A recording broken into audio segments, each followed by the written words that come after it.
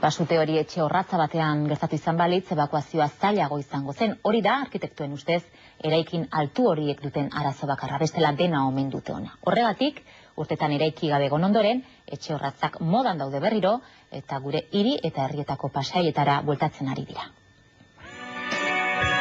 Bueltatu dira etxe orratzak gure hirietara. Urteak izan ditugu eraikin altu horiek ahaztuta, baina berriz ere modan daude.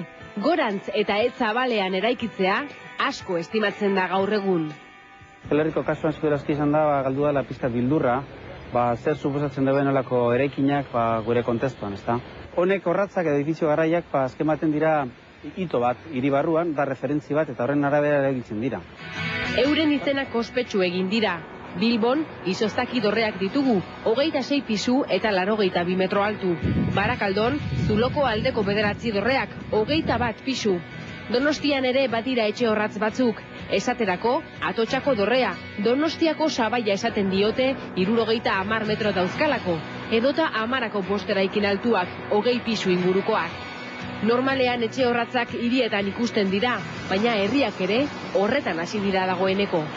Durangon esaterako Euskotreneko egoitza berrian 18 pisuko 5 dorre eraikiko dituzte.